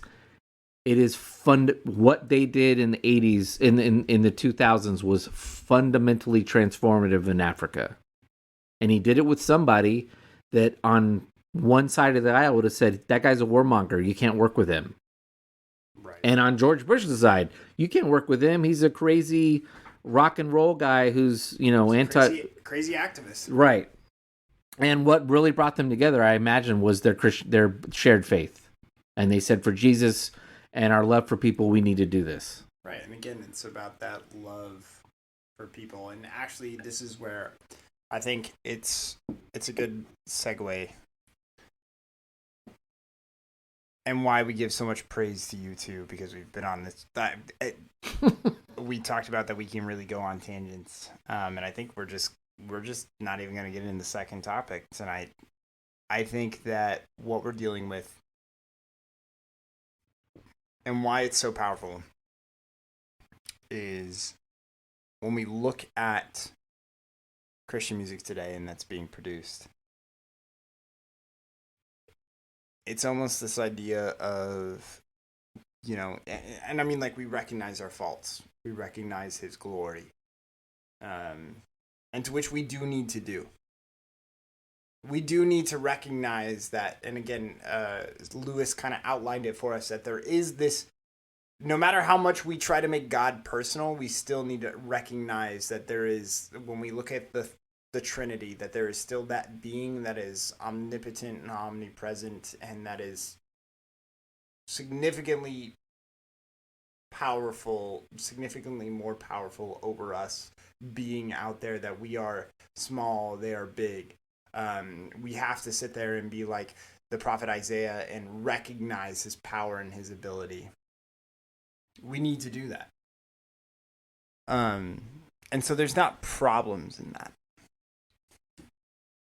But what Bono is doing is actually something that MacArthur kind of spoke out against, is this kind of evangelism. Yeah, I'm glad you brought that up, because that's another area where I disagree with MacArthur. And it's this idea of, he talks about what Bono is talking about is the transformation of the heart of everyone. When he sings about love and it's what we need, we know the love that he is speaking about. But also, maybe those that are listening to him that are not, they're like, yeah, love is something that I need in my life. Yeah. And where do I get it? Where do I get it from? And he's like, well, you got to give it. And those types of things. And he sends these messages out. And again, it's almost a form of evangelism, not where he's beating somebody over the head with a Bible, but again, spreading this message of love and caring for your neighbor in the same way that Jesus asks us all to do. And he's using his platform to do it to where people are doing it without even recognizing that they're following a model that has been set by Jesus Christ. And that's really an awesome, amazing thing. It's not something that necessarily needs to play on a Sunday morning. I would love it if they played it on a Sunday morning. Oh, yeah, and I've talked about I'd actually sing and like clap. Oh, yeah. I'm not gonna say what I do on a Sunday morning, but hands in pockets. no, I show up 15 minutes late. I show up for the sermon only. It drives my wife insane. My wife loves worship music. Just so we're clear. So you're self-centered. So you don't do it. You don't meet the needs of your wife. I think she's just used to like leaving at 10 a.m. now. She's just like, oh, it's 10 a.m. It's time to go. Time to go. Even though that's when church starts. Yeah. And like, well, by the time we get over there, it's 10:15 and worship has ended. It's literally, we show up right when the video announcements start. Every single like Sunday, we're there like right there at that time. Like we hear it on the loudspeaker, and it does drive my wife insane. She's like, I love the music, and I'm like, that's great. But like, she doesn't get ready in time. Like she is ready to go at 10 a.m. every single time. I was like, and just so we're clear, for anybody that's gonna sit there and say anything, for about a month, this last month, the second I would wake up, because I knew how badly my wife has made it. I'm usually the type that's like, hey, like church, like okay, like we can go, we cannot go. You know, it's been rough since I left the church, but I'm like, I could take it or leave it. Going to church on a Sunday morning, but I know that it's extremely important to my wife, and so I want to be there, and I need to make it an example, especially, I think this is the first time I'm going to say it on the podcast, but we've got a kid on the way, and so we're anticipating that, and so like, yes, it is something that is important to me, and so it's something that I need to make sure that I get back in the habit of going and doing. But I wake up at 7 a.m. on a Sunday, and I get dressed. I do all of my stuff. I brush my teeth. I put pomade in my hair. The only thing that I need, because I'm the guy that wears Hawaiian shirts and shorts and flip flops to church. So if you hate me for that, I understand. There's half the people at our church, so yeah, I was like, that's what I wear to church on a Sunday. So I toss all that on. I'm good to go. And then I go and read a book or play video games for the next couple of hours and wait for my wife to tell me that she's ready to go. And it's not until 10 a.m. like on the dot every single time. She's like, okay, we're ready to go. And I'm like, okay, like, got it. So I'm just saying, so, but it's funny. All that to say is that on Sunday mornings, if worship was different, maybe that was something that I could get involved in. Is the problem that the worship music, and well, this is where MacArthur would be, he would say this is the way it should be. And there he might be right. I think the problem that you and the reason why we like U2 is even though we are quote unquote the choir, we like U2 because it's not preaching to the choir, whereas quote unquote Christian music is preaching to the choir, and we don't get as much out of it. I don't know. I say that the reason why I don't like Christian music is that I think of it in the same way that I don't like pop music. I think that pop music is really good for dancing in the clubs or whatever, but if I'm driving in my car, I'm not listening to it. Yes, okay. And so I view that Christian music for the most part, and again, like I said before and said a couple of times tonight, is that there are diamonds in the rough where occasionally you get one and you're just like you said, it's oceans. For me, the one that I was talking about at Human Lake was So Will I. I like those songs. And they just are like, they hit home.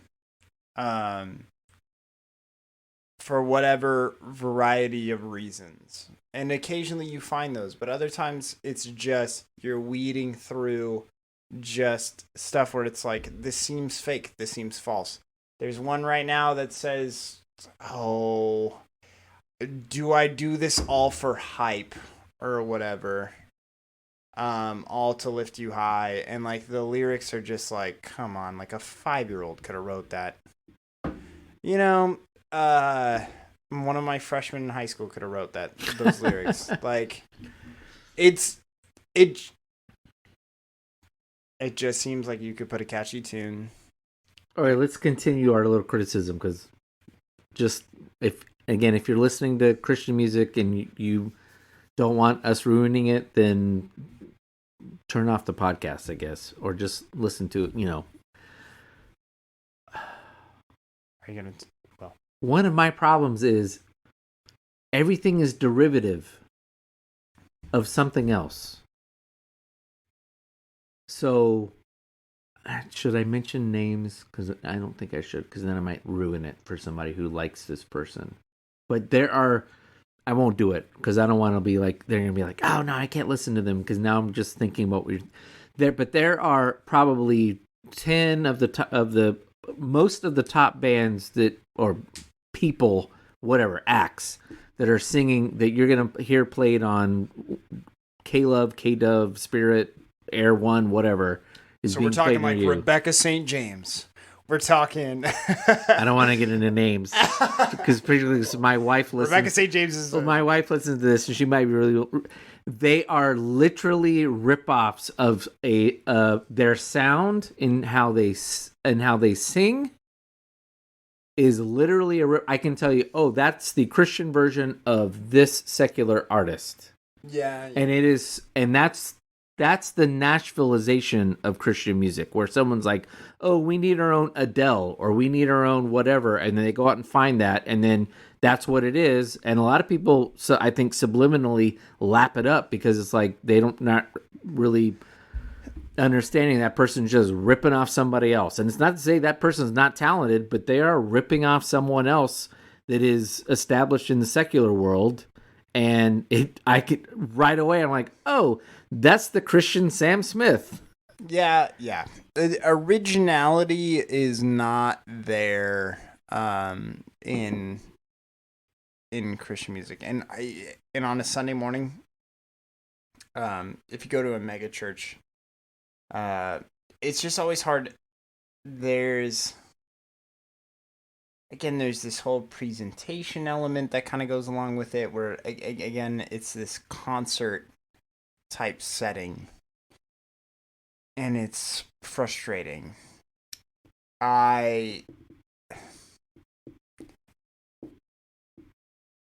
When you look at the worship music and you see what they're replicating, and again, it's not original. It's just a huge problem that you have. And again, it seems if you've listened to one Christian song, it feels like you've listened to them all. Yeah. But that's pop songs, just so we're clear. That's why they talk about the 4 chords, and that's why if you ask anybody that plays guitar for a Christian band, you'll be like, hey, man, you're doing such great work up there. You must be working really hard. And they'll tell you, well, I'm really not. I'm only playing 4 chords the entire time. Yeah. Because it's just a pop hit every single time. And that's fine. Like I said, there's people that get emotionally involved. Maybe the lyrics speak to them or whatever. That's okay. Cardi B lyrics speak to people. Okay. Good Lord. Okay. I'll give you that. I'm glad that you're a part of this and you feel a part of what's going on at a church and that kind of stuff. And so I think that there's merit to that. But at the same time, I think we have to revisit that idea from MacArthur that there is a word of warning. I think it was really funny when I was working at a church, or working at the church that we came from. Our youth pastor, our high school youth pastor at the time, when I was the junior high director, he pointed something out to me, and he's now one of the teaching pastors at the church that we go to now. He pointed something out to me about a particular song, and I've never forgotten it to this day. I can't unsee it. And it's the song where they talk about, I don't even know. Oh, We Receive Your Rain is what the name of the song is. One, I didn't really care for that song in the first place, so right. I brought it up this last weekend because the two people that were staying at my house this last weekend were both, one is a worship pastor, and then her husband helps her out, and he's, again, this guy that kind of has a gift with the guitar. And I brought it up. I was like, yeah, that song's dirty. And she's like, what? That song's not dirty. I love that song. And I was like, it says, we receive your rain. And then you sing for several different times. You sit there and say, when he comes like a flood, we receive your love when he comes. When he comes like a flood, we receive your love when he comes. And like, it's just like, the high school pastor like pointed that out to me, and I was like, oh my gosh. I mean, like, you feel like a junior high kid, but at the same time, you're like, come on, bro. Like, you run this by a 9th grader and see if they like giggle the whole time, and then be like, all right, we can't do this song. It wouldn't pass the Beavis and Butthead test. Golly, I chuckle every single time I hear that. I freaking do. So, okay, let's stay focused on the church part of this. Okay. Because you alluded to it way back at the beginning of the podcast. Problems that are created within the church because of music. MacArthur actually talks about it. And again, he makes a good point, but then he gets way over his skis in his absolutism. He says, when he's talking about contemporary music, it creates a wide generation gap in the church, thus contributing to the disunity and lack of intimacy in the fellowship of all believers. Now, one, he is correct. That does get created. Yes. Colton and I can both attest to that. That happened at the previous church we were at. The great music wars went on for many, many years. They might still be going on. It happens at a lot of churches where music is, for some reason, a bone of contention. Yeah. If you're listening to this and you're looking for the right church because of the music, stop. I'm telling you right now, stop. That is not at all a good reason to find a church. There are many more important things of that. And if you've been in a church for a long time and somebody comes in and starts doing music that you're not a big fan of and you want to leave, that again is a terrible reason for leaving the church. I have sat in many services where I've been bored to tears because of the worship. It doesn't matter. That's not the reason why I'm there on a Sunday. As a mutual friend of Colton and I once said, if you don't like the music being played on Sunday, there are 6 other days of the week for you to find the style of Christian music that you like and worship that way. So, do not leave. For that reason, don't contribute to a great music war within your church because you don't like the style of music being played. Where, again, I disagree with MacArthur is he's speaking from a world that does not exist anymore. He's hearkening back to an age where the culture was monolithic or maybe bipolar, but there weren't that many choices.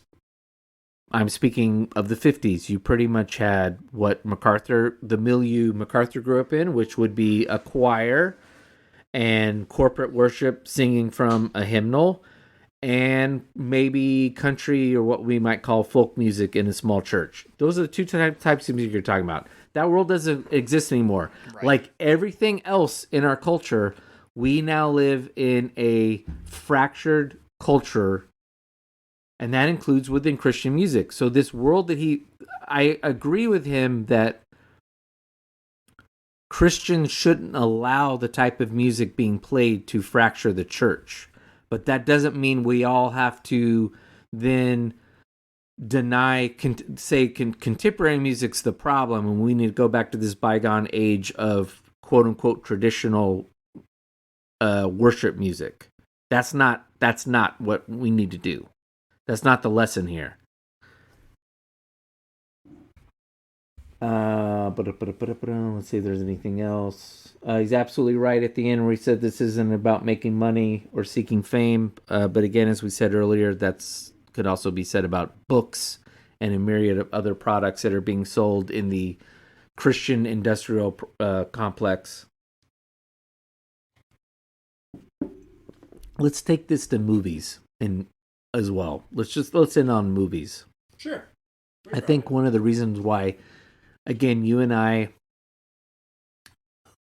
find YouTube more, we respond to YouTube more than a lot of traditional Christian music is, to put it clumsy, there's a level of dirtiness to it. I don't mean like filth, like there's just a level of worldliness that it's coming from.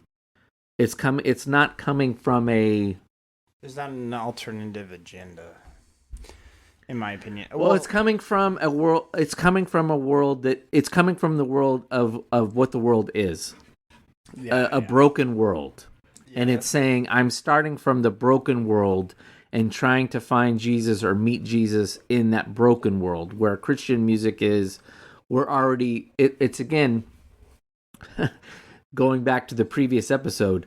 A lot of Christian music is from the bounded set.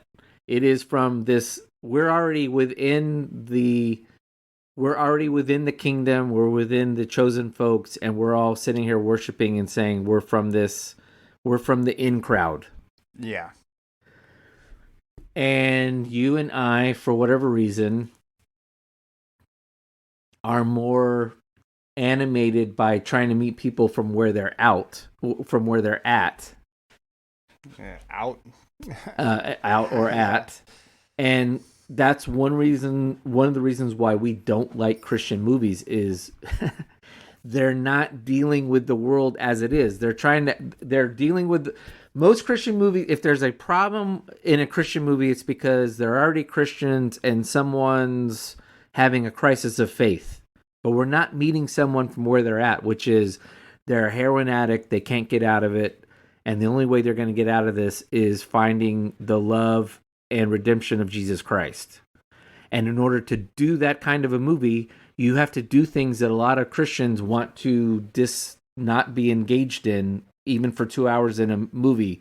They don't want to hear language they don't want to hear. They don't want to see things that they might want to see. And I'm not saying the movie needs to be gratuitous in nudity or things like that, but... No. A lot of the things that we produce in terms of Christian movies they are preaching to the choir. And I'm not animated by those kind of things. I want to see someone who's, again, is not preaching to the choir, but down in the depths and the dirtiness of the world and trying to figure its way out and present a case of becoming a Christ follower from that level. I think that as an avid reader, I think one of the things that I value is a book that has a theme but is not trying to push an agenda. And to where the theme is almost unclear at times. Yeah. Where you sit there and you go, you struggle with some of the things that have happened. There's moral ambiguity. There's a variety of different things that come across, and you're like, oh my gosh, I struggle with this. Or I was like, oh man, this is frustrating. In Christian movies, and I would say that, and you could make the analogy back to Christian music. It is predictable. Yeah. And it's, like I said, where you said you've heard one, you've heard of all. You've seen one movie, you've seen them all. I know how this goes. You follow the hero's journey perfectly. Again, I explain to children every single year that I teach books, and is the hero's journey, which is some person was able to figure out that every single story that's ever been told follows the hero's journey. And whether or not they follow all of the steps, they do follow the hero's journey, and so therefore all stories are the same. So people have been able to combat that by being able to throw in things that blindside you. That's why Game of Thrones is such a huge series. Is not because of how great of a story it is. I mean, George R. Martin wrote a pretty good story, but the issue is more of you are expecting things to go one way, and you could possibly think in your brain, you could possibly make the prediction of what's going to happen, but you would sit there and say, no, nobody would do that in a story. But then it happens, and then you're like, wait a minute, they actually did it? And you see that within the first season where people are completely shocked, horrified. Their eyes are bugging out of their skulls because they're like, there's no way that just happened. Meanwhile, they probably could have predicted it. But the issue is just more of along the lines of, right, is just R.R. Martin decided to confuse people. Right. By taking, it's still the hero story, but you add twists and turns along the way. So you take that, but yet Christianity has not evolved past that. We don't do that. And listen, you don't need to follow the example given by Game of Thrones. Like, you don't need to have somebody raping their sister, right. Or pushing an innocent child off of the top of a tower or whatever. Honestly, I've never seen Game of Thrones.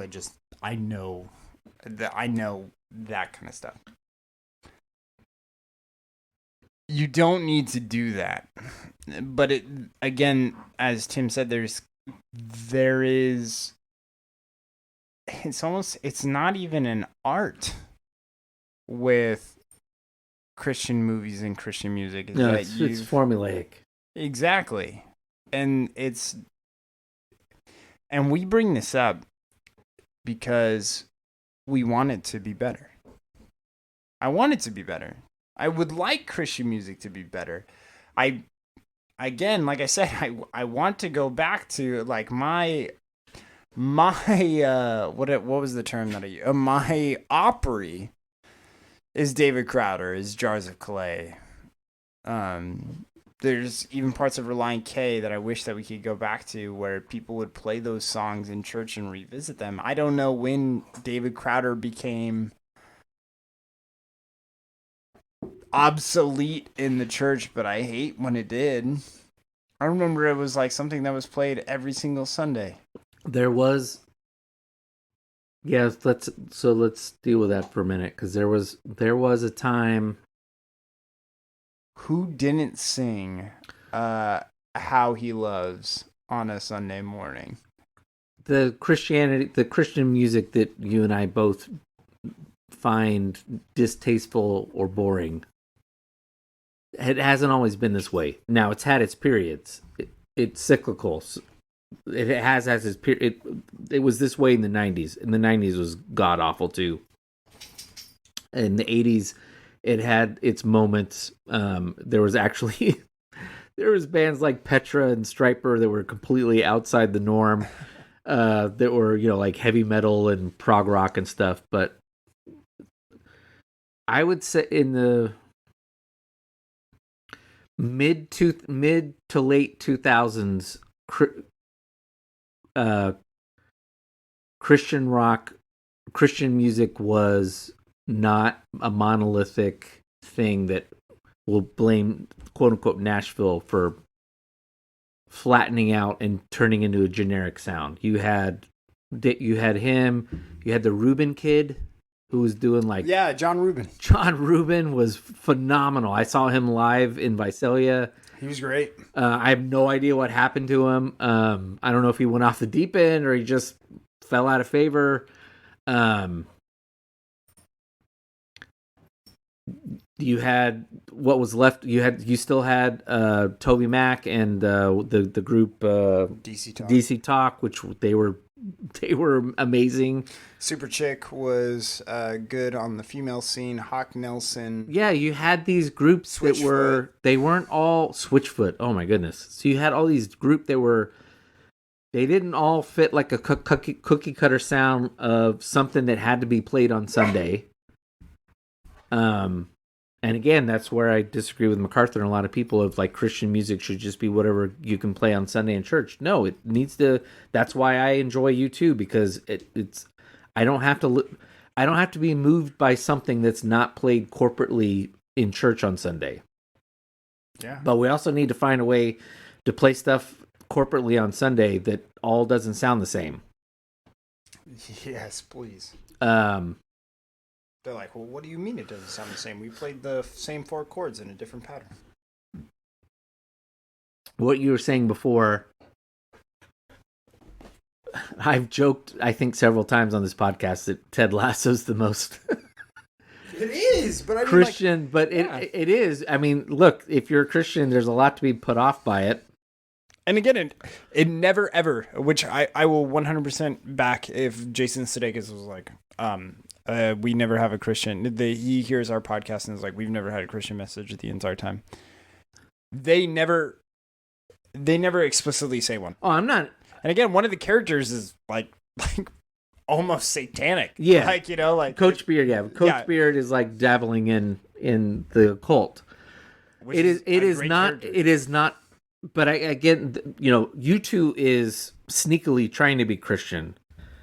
I guess what I'm trying to say is, for those of you who are believers out there, a lot of artists, whether they're musicians or they're TV writers or movie writers or directors, well, they're very honest. A lot of times it's a cop-out, but they're it's like, you take whatever you want from whatever I'm putting out there. It's not my job to just tell you there's not one message from this.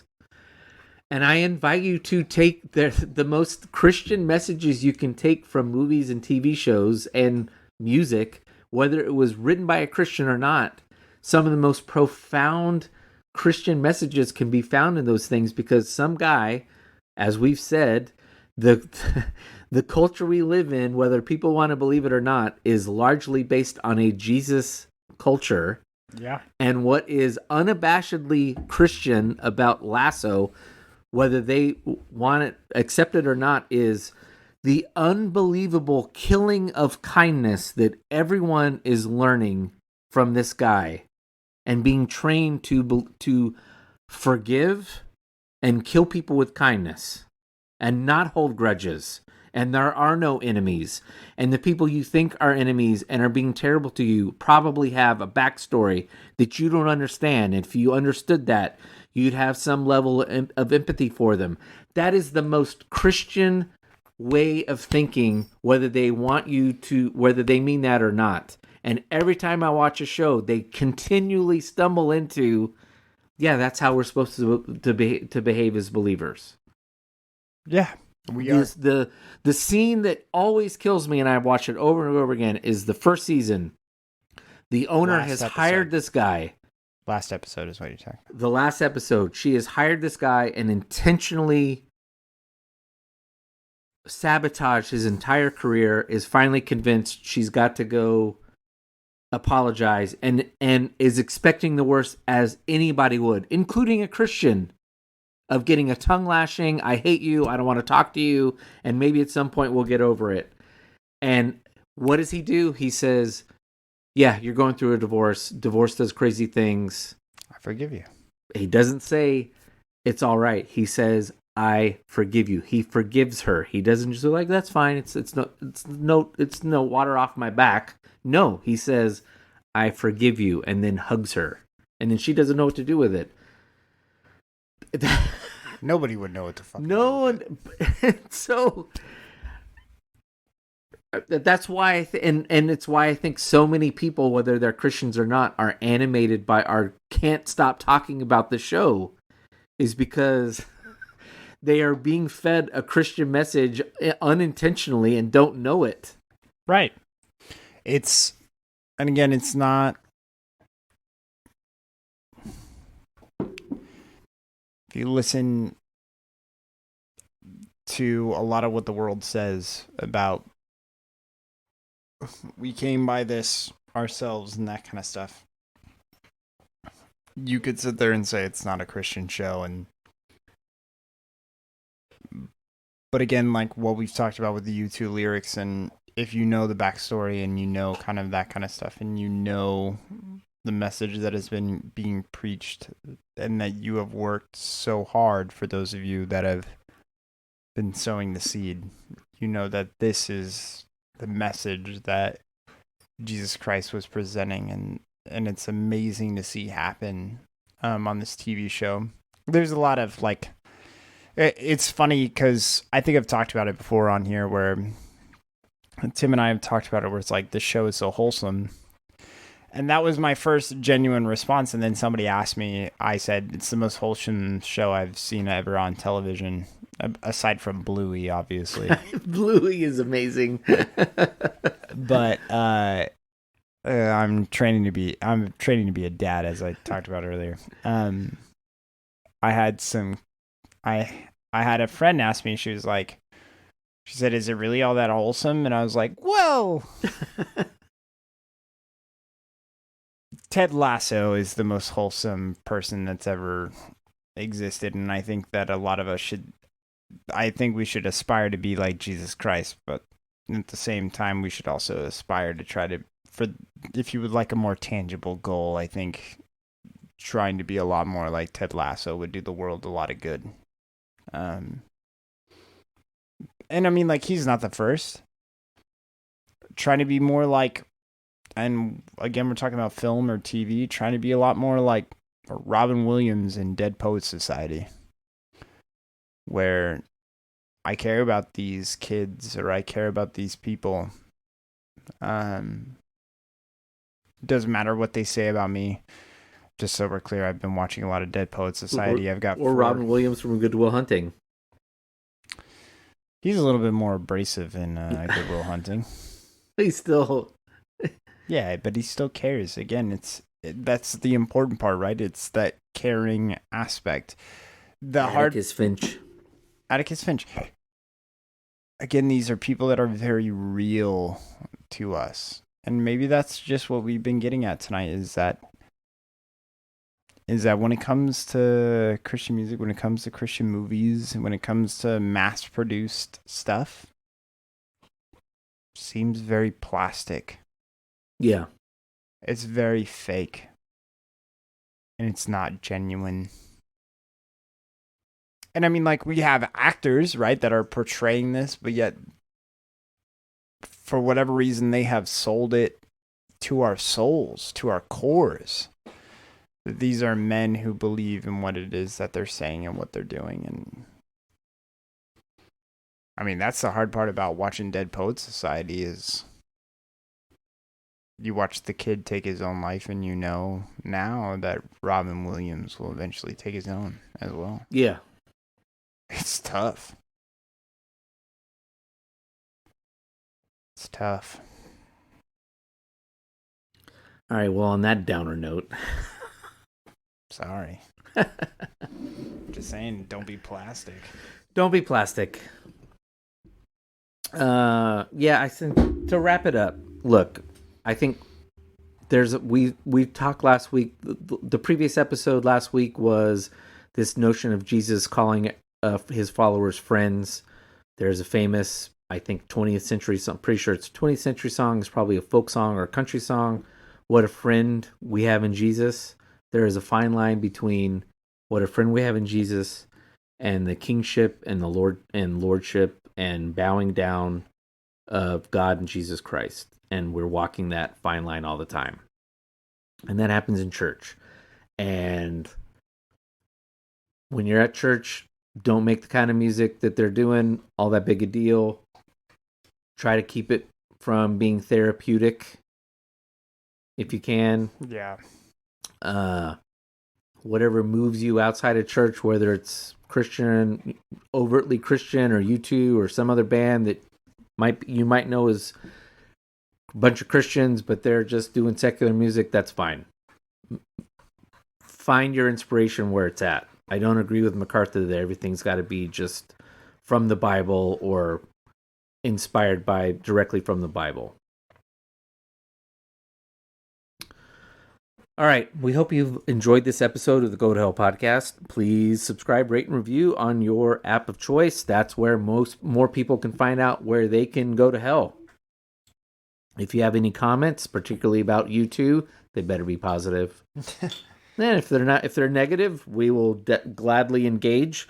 You can email me at tim@gotohellpodcast.com or colton@gotohellpodcast.com or comment on your app of choice in the comments, Instagram, send us a tweet.